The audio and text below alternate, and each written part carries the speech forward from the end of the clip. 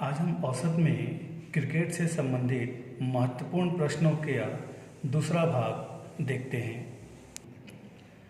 एक बल्लेबाज का 19 पारियों के लिए रनों का एक निश्चित औसत है। 20वीं पारी में वह 100 रन का स्कोर बनाता है तो उसका औसत रन 2 रनों से बढ़ जाता है। तो 20वीं पारी का औसत क्या होगा, इसे हम देखते हैं। तो पहले हम इसे बेसिक से बनाते हैं। जैसे क्वेश्चन में दे रखा है 19वीं पारी तक कुछ तो औसत है, नहीं मालूम, तो हम बेसिक पे क्या करते हैं, जो नहीं मालूम होता है मैथ में हम उसको x ले लेते हैं।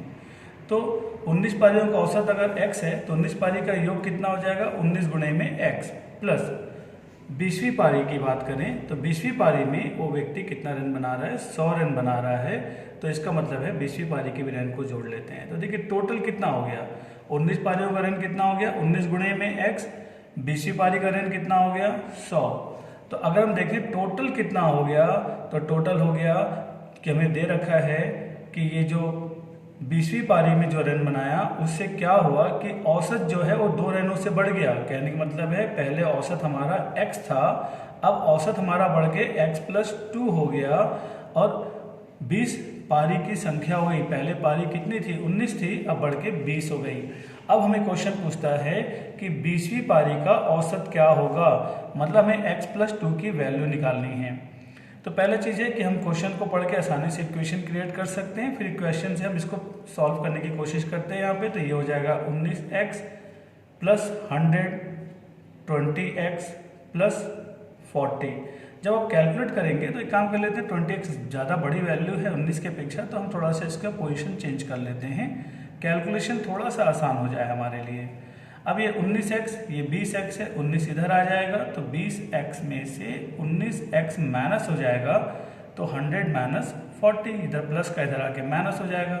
तो जो वैल्यू आ जाएगा, x की वैल्यू जो आ जाएगी आपके पास में वो आ जाएगी 60, और इसका मतलब है x निकल चुका। लेकिन क्वेश्चन में आपसे x नहीं पूछा था, उसने पूछा था कि 20वीं पारी का औसत क्या होगा। देखिए 19 तक तो आपने x लिया था, लेकिन 20वीं पारी का औसत की अगर बात करें तो 20वीं पारी का औसत कितना हो जाएगा, x+2 आपका आंसर हो जाएगा। x का मतलब होता है 60, 2 अगर आप ऐड कर लेते हैं तो क्या हो गया, 62। तो ये हो गया जिस मेथड से हम बेसिक से बना सकते हैं। लेकिन इतना समय हमें नहीं मिलेगा कंपटीशन एग्जामिनेशंस में, तो वहाँ पे हम कैसे बनाएंगे।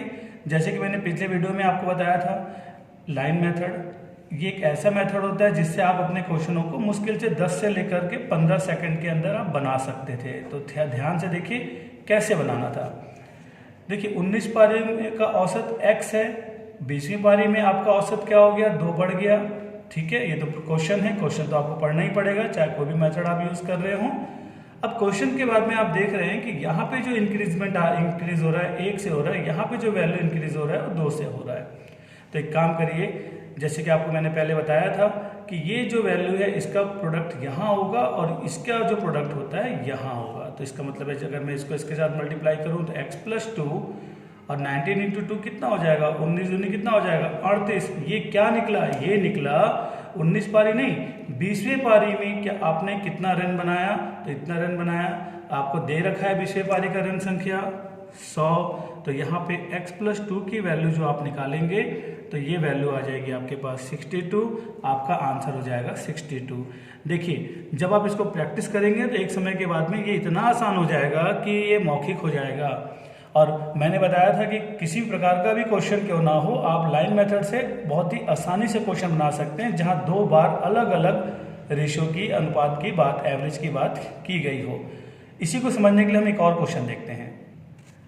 देखिए क्रिकेट के खिलाड़ी ने 11 पारियों में कुछ रन बनाया, हमें नहीं पता, लाइन मेथड से डायरेक्ट बना रहे हैं, तो मान लेते हो जो रन बनाया और कितना बनाया, x रन बनाया।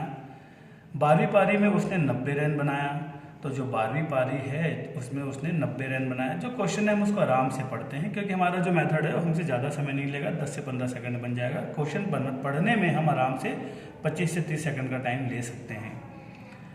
12वीं पारी में उसने 90 रन बनाया, जिससे उसकी औसत रन संख्या पहले से 3 रन अधिक हो गई। अगर पहले कितनी थी, x थी, अब इसकी औसत बढ़ के कितनी हो गई, x+3 हो गई।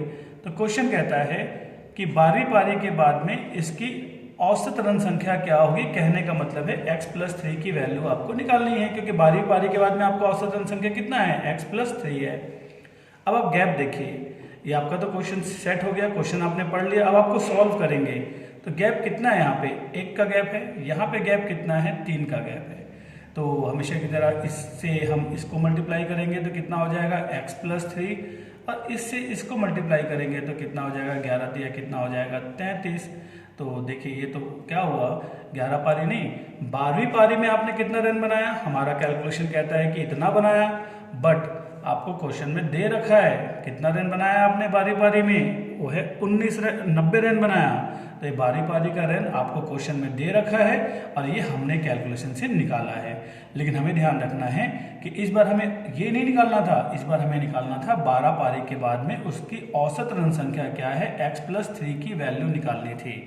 तो x+3 की वैल्यू कितनी हो जाएगी, x+3 इक्वल टू ये 90 और 33 इसमें माइनस हो जाएगा, और 90 में 33 अगर आप माइनस करेंगे तो आपका आंसर कितना हो जाएगा, आपका आंसर हो जाएगा यहाँ पे 57, कि आपका जो औसत है वो 12 पारी के बाद में कितना हो जाएगा, 57 हो जाएगा। आसानी से ध्यान रखते हुए केवल लाइन मेथड में ध्यान रखना है कि ये जो होता है यहाँ पे इसका मल्टीप्लिकेशन इसके साथ, इसका मल्टीप्लिकेशन इसके साथ, इससे पता चल जाएगा 11 के बाद में जो 12वीं पारी में आपने कितना रन बनाया है, यहाँ से पता चल गया कितना है, ये 90 है। ये क्वेश्चन में दे रखा है, आपको x+3 की वैल्यू निकालनी है। आप आसानी से x+3 की वैल्यू लाइन मेथड से निकाल सकते हैं। अगर आपने अच्छे से प्रैक्टिस किया तो इसे बनाने में 10 से 15 सेकंड से ज़्यादा का समय नहीं लगेगा।